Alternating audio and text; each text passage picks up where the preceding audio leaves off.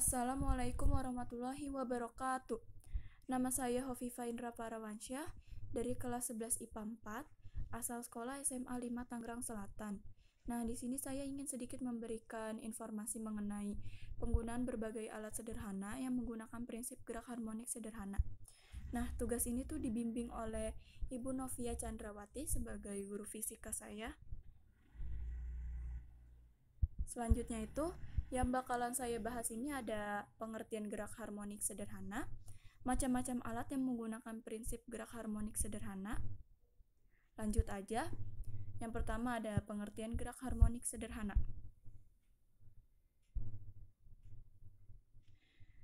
Nah, menurut Wikipedia, gerak harmonik sederhana adalah gerak bolak-balik benda melalui suatu titik keseimbangan tertentu dengan banyaknya getaran benda dalam setiap sekon selalu konstan. Nah, karena itulah gerak harmonik sederhana terjadi karena beberapa benda mendapatkan gaya, bisa gaya dorongan atau tarikan, dan mengganti gaya pemulih atau memulihkan gaya, misalnya seperti pemanjangan dan pemendekan pegas dari titik kesetimbangan karena sesuai dengan gaya. Selanjutnya itu, yang kedua ada penjelasan. Nah, besaran fisika yang dimiliki oleh benda yang berisolasi itu ada simpangan atau Y, jarak benda dari titik kesetimbangan, frekuensi atau F, jumlah getaran setiap waktu, periode atau T, banyaknya waktu dalam satu getaran, amplitudo atau A, simpangan maksimum. Syarat gerak harmonik sederhana. Yang pertama itu ada geraknya periodik atau bolak-balik. Yang kedua itu geraknya selalu melewati posisi keseimbangan.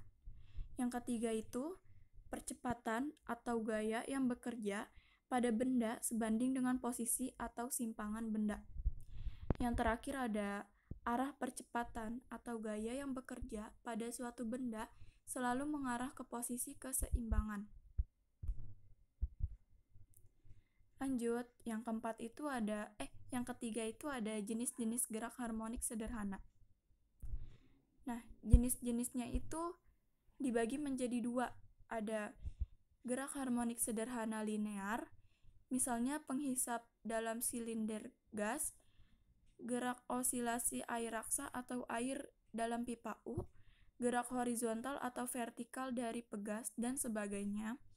Yang kedua itu ada gerak harmonik sederhana angular, misalnya gerak bandul atau bandul fisis, osilasi ayunan, torsi, dan sebagainya.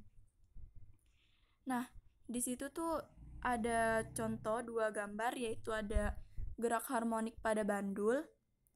Ketika beban digantungkan pada ayunan dan tidak diberikan gaya, maka benda akan diam di titik keseimbangan B. Jika beban ditarik ke titik A dan dilepaskan, maka beban akan bergerak ke B, C, lalu kembali lagi ke A. Gerakan beban akan terjadi berulang secara periodik. Dengan kata lain, beban pada ayunan di atas melakukan gerak harmonik sederhana. Yang kedua itu ada gerak harmonik pada pegas. Semua pegas memiliki panjang alami sebagaimana tampak pada gambar. Ketika sebuah benda dihubungkan ke ujung sebuah pegas, maka pegas akan meregang atau bertambah panjang sejauh Y. Pegas akan mencapai titik kesetimbangan jika tidak diberikan gaya luar, yaitu gaya tarik atau digoyangkan. Lanjut. Yang keempat itu ada pengaplikasian. Nah, gerak harmonik sederhana itu dapat terjadi pada benda-benda sekitar kita nih, benda-benda sehari-hari yang biasa kita temui. Ada dawai pada alat musik, kayak misalnya senar gitar tuh, kalau kita mainkan gitar tuh. Yang kedua itu ada gelombang radio. Yang ketiga itu ada arus listrik AC. Yang keempat itu ada denyut jantung. Nah, Galileo diduga sudah memakai denyut jantungnya untuk pengukuran waktu dalam pengamatan gerak. Lanjut, ini tuh ada contoh-contoh pengaplikasian gerak harmonis sederhana yang paling terkenal, yaitu salah satunya itu ada jam mekanik. Roda keseimbangan dari suatu jam mekanik memiliki komponen pegas.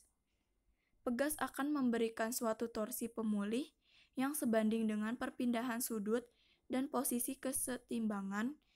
Gerak ini dinamakan gerak harmonik sederhana sudut atau angular. Yang kedua, ada garpu tala. Garpu tala dengan ukuran yang berbeda menghasilkan bunyi dengan pola titi nada yang berbeda. Maka, semakin kecil massa pada gigi garpu tala, maka semakin tinggi frekuensi osilasi dan semakin tinggi pola titi nada dari bunyi yang dihasilkan garpu tala.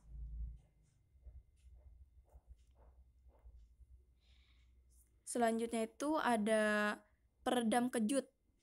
Peredam kejut ini ada pada mobil yang memiliki komponen pada bagian atasnya terhubung dengan piston dan dipasangkan dengan rangka kendaraan.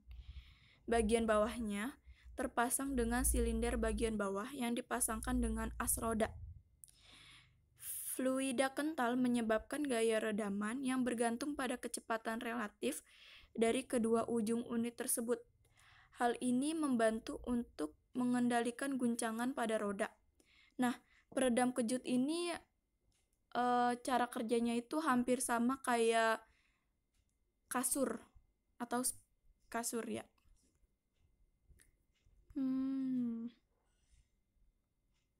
Mungkin itu saja yang saya dapat sampaikan. Kurang lebihnya mohon maaf. Wassalamualaikum warahmatullahi wabarakatuh.